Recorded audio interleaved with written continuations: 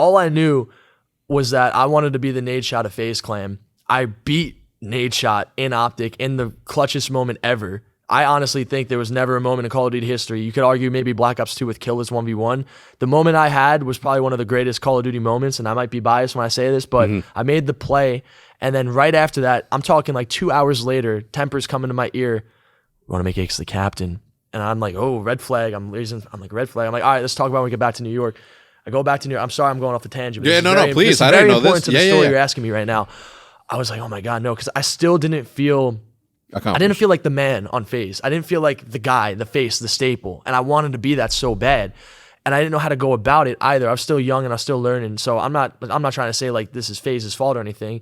But this is just what happened. And he's like, we want to make him the captain because Aches at the time just passed Crim 6 with the most championships. He did it with he had a broken thumb essentially. We did it in 2 best of 5s. It was almost as a miracle story like this Mexico trip you're talking about. In Call of Duty, this was a crazy accomplishment to be able to do what we did versus 3 of the best players of all time. And then Nade Shot, the CoD father in a sense, right? And they're like, we want to make him the captain. So we go back to New York. I'm with Tommy and Banks, and they're like, listen, he's like the most accomplished player.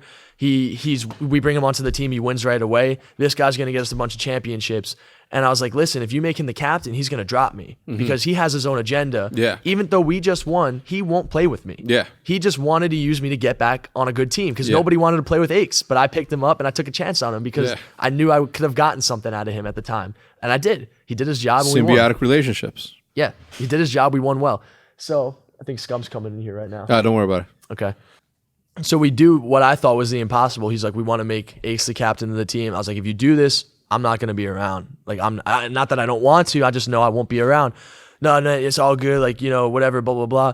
Ace, of course, next event, no matter what you say, you could ask my teammates. He threw a tournament. He did not try at the tournament. He threw it. Which one? UMG Orlando, the one you guys won. Okay. He threw the tournament. Tell me about that. Well, they changed the meta from the BAL, which we were great with, to the ASM, where we had to use a submachine gun. I was doing great with the ASM. I didn't care what I would use, but I liked using a sub because I always used it in pubs back in the day. We're playing great. We're doing well in the league. We'd win every 5-5 search. We were such a great search team. We were winning. We're doing well. We were a top 2 team in the league in terms of record. Going to the event, this guy just did not care. I've never seen anything like it in my life. I know you had him on your podcast, and when I saw you guys talking about that event, Columbus, and saying, oh, you won with Censor, it got me so mad because I remember exactly what happened. You could ask Slashy, you could ask Apathy. This man went into the event trying to lose. It was the hardest thing. The first map of the event, Detroit Hardpoint. I don't know if there's going to be VOD of it. I was like triple positive, and we lost the map by like 5 points. And Slasher was getting upset. We had a team meeting without Aches, and we're like, we got to get rid of this guy. Yeah. And Aches, he does his magic. He finesses people. He throws the event. He goes, yo, Slasher, man. We got champs coming up. I'm a world champion. Yeah, I'm flexing my non-existent biceps and my manipulation tactics because I know what I'm doing. I'm a Call of Duty legend. Yeah. Team with me, and let's do this together. He gets Slasher to go on his side, and then they go against me in Apathy. They get me in Apathy dropped off the main team. They picked up Enable and Parasite. Me and Apathy are left to dry. And Faze, doing a nice thing for us, gave us a second team. Yeah. But at the time, there was no free agents. The only 2 possible free agents we had were Study and Proofy. Yeah. That's it. And we couldn't do well with those guys. When you change up half your team, what's going to happen, man? Yeah, you're going to struggle for the first couple of them for sure. Oh, yeah, it was tough, man. And after that, you don't make the league because the team's not good. And then before you know it, you're just not playing anymore. And I'm just sitting there on the sidelines trying to make a career with YouTube and content creation, which I don't know where it's going to go yet because I have a couple 100,000 subscribers, but I don't know if this is going to really take off and be something I could sustain for a long period of time. I'm not on the Faze team, which was like my backbone and like my crutch, the thing that really made me feel secure. There was the thing that I really wanted to do with my time and my passion, and I didn't have that anymore. And I wasn't on the main team. I wasn't even on the side team. I'm just making content. So the guys are in New York. They're at the Faze house. I'm going there every day. I got Adapt texting me. I got Blaziken texting me. I got Faze Tico texting me, telling me to come over, make videos, make content. Yeah. And we're just having such a good time every single day, making videos, hanging out all day long, going back home. You're good.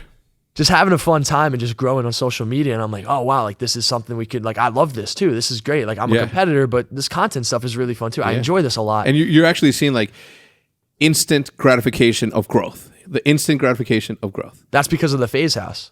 Yeah. Faze house, New York, man. Yeah. Anyone who would go to the Faze house to make content would instantly get growth. Yeah. So I was just right place, right time, honestly. Yeah, look, everybody talks about the optic juice from way back when, but the Faze juice is just like that nectar. It took time though. It took a lot of time and a lot of people making videos for almost a decade now. Yeah. Oh, no, of course. It's incredible what Faze has become today. Yeah. Oh, yeah. And Fortnite takes us to another level. But anyways, I'm going to this New York Faze house every day. We're making videos. We're having fun. I make the cheeseburger video right before the event that we beat you guys in November. You never had a cheeseburger up until... That's weird. How as an American boy, how have you never had a hamburger? My mom would try to feed it to me and I tell her no. What was it though? I guess I'm just weird. I don't know. If I don't like something, I'm just very direct with it. I just said I don't like how this thing looks or smells. And then you never had a hot dog either. Oh God, no. Hot dog's even worse, man. I'll eat a burger now. I've changed a little bit. My hot taste dogs? probably No changed. hot dogs? I don't think I would like a hot dog, man. Have you ever had one? Gross. You had one. You tried it. Yeah, I got punched in the face by Apex after I ate it. Why? My mom was there too. Why? It was part of the challenge because that's how you get to be as a YouTuber. It's like, of course. Well, if you don't like this hot dog, then what's the challenge going to be? All right, well, Apex, put a glove on, punch me in the face. Yeah. Man. My mom's right there. Douglas, are you going to be okay? You know, it's just fun. Like people need to see those types of things because it's something that when you're sitting at your home eating some Cheetos or popcorn, or, you know, if you're eating your protein bars, whatever it might be, oh, this is some funny content I could watch. Like this is great. So Faze knew that and they taught me and they put me under the wing. They taught me everything I knew. They showed me the ropes of content creation and I started running with it. And I was around these guys all the time, kind of like the role model figure that you set in terms of being a Call of Duty player. Faze Clan was that to me for content creation. So I really looked up to them and I still felt uncomfortable because I always felt uncomfortable being on the Faze team. I didn't feel like my job was secure.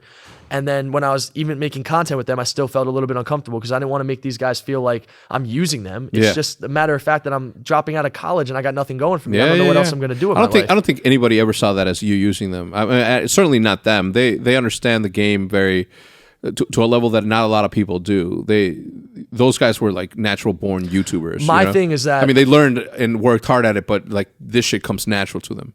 My thing was that I was playing on the Call of Duty team. I wasn't a YouTuber. Yeah. So that was like the stigma that I had in my head. Like I am here to play Call of Duty, and if I'm not playing Call of Duty, why am I here right now? That's like the thing I kept telling myself, and that was, I guess, my doubt talking in my head. But at the end of the day, I built some great friendships, and I love these guys, and I still do to this day, even though they're out in LA, and I don't see them that often. Yeah. They taught me so much. We had so many great moments together and so many fun videos, and they would all do so well. We'd have a great time. So what's really more there to have in life? If you're having fun with some people, doing well, and supporting each other, what's more than that? Which is better than anything. Yeah. It's better than anything. So